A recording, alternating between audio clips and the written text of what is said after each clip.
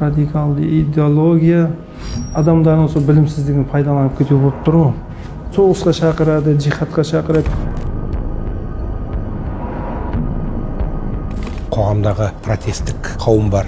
Соларды өзіне тарту арқылы идеологиялық жүйеге сыналап кіріп тұтастығымызға бір залалын тигізуде.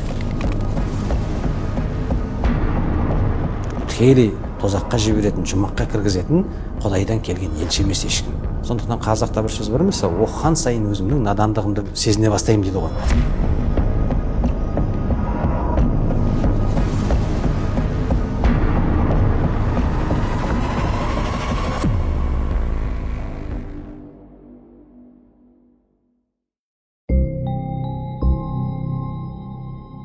Интернет жедел хабар таратудың құралына айналғалы медиа кеңістікте деструктивті материал көбейді. Олардың дені мемлекеттің саяси бағдарын даттап, бүлікті жақтайды. Мамандар қауіпті контентті бұғаттағанмен сыртқы күштер айылын жияр емес. Яғни радикалды идеология жылан секілді 40 жерден кессеңіз де кесірткедей қауқары қалатынын дәлелдеп отыр. Салафизм ағымдары бұлар қай елде, қай жерге кірсе де ол идеологиялық сарынмен мемлекеттік билікке сіңудің әрекетін жасайды. Маған түскен ақпараттарға қарағанда белгілі бір діни қауымдастықтардың өзінің қоры бар. Оған жаңа сол жақтағы мұнай магнаттары, шейхтар, қаржы аударып тұрады. Онымен қоймай жаңағы бізде Қазақстандағы осы діни ағымды қолдаушы олигархтар бар ғой. Олардың қаражаты бар деген сияқты.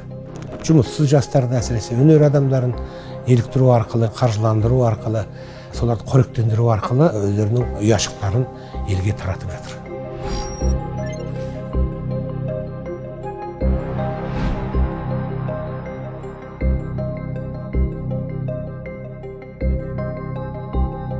Бір хадис айтқан болатынмын. Мағынасы залым басшылар жайлы. Соғыс жайлы әңгіме жүреді, уағыз насихаттарда. Бақыт Назаров, Өзбекстаннан келген қандас, терроризмді насихаттап, діни алауыздықты қоздырған үшін сот үкімімен 8 жылға сотталды. Мен мешітке барып намаз оқығаным үшін, или имамдарды, ұстаздарды тыңдағаным, діни муфтият белгілеген ұстаздар тыңдағаным үшін сотталып кеткен жоқпын. Мен интернетте айтқан кісілерді тыңдағаным үшін осындай менде адасушылық болды. Не болды? Қатешілік болды.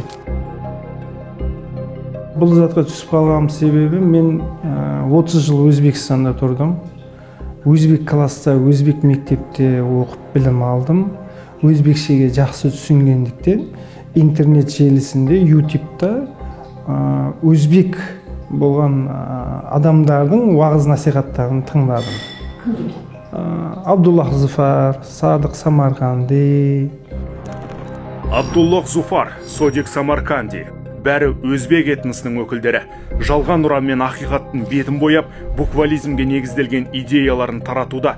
Ғасырлар бойы қалыптасқан діни құқықтық жүйе мәсхабты мойындамайды. Діни терминдерді бұрмалап, зорлық-зомбылықты ақтайды. Өзбекстан Республикасы бұларды аса қауіпті қылмыскерлердің тізіміне қосып, іздеу жариялады. Қазақстан аумағында да деструктивті діни ағым көсемдерінің уағыздарын сақтап, таратуға сот шешімімен тыйым салынды.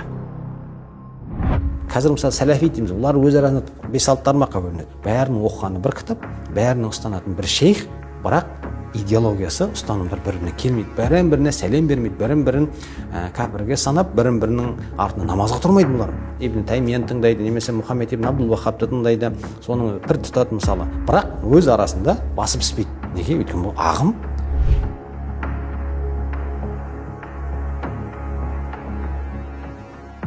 Манипуляция жасау ма, ақша табу ма, дүние табу ма, мақсат бұл жерде дін болып тұрған жоқ сияқты да. Бақыт Рамазан айында түрлі долбарға толы теріс ойды жамағаттың талқысына салады. Әңгіменің тоғытері зайырлы қоғам зұлымдық дегенге саяды. Осылайша қоғамға іріткі салып, мемлекет құрылымын құлатуға бағытталған қандастың пікірі қылмыстық іске арқау болды. Осы мына ісіме байланысты не істейтін болсақ, бір ауызашарда сол ескен сол кісілерден ескендерімді бір хадис айтқан болатынмын. Мағанасы залым басшылар жайлы. Соғыс жайлы әңгіме жүреді, уағыз насихаттарда. Үкіметке қарсылық жайлы сөйленеді, мысалы үшін. Сонда көп тақырыптар болады негізі.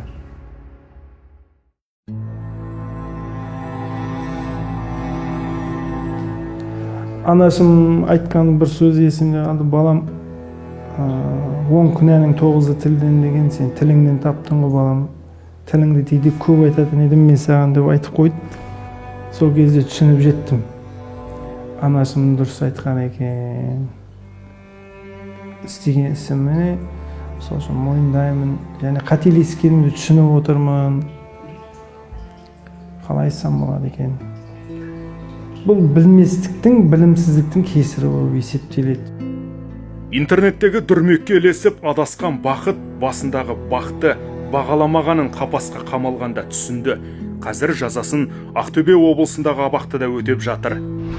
Оның санасына ұялаған індетті теологтар іліммен емдеуде. Дәстүрлі сенімге бұрылған бастапқы беталысы дұрыс, ал соңғы нәтижесі тек өзіне байланысты.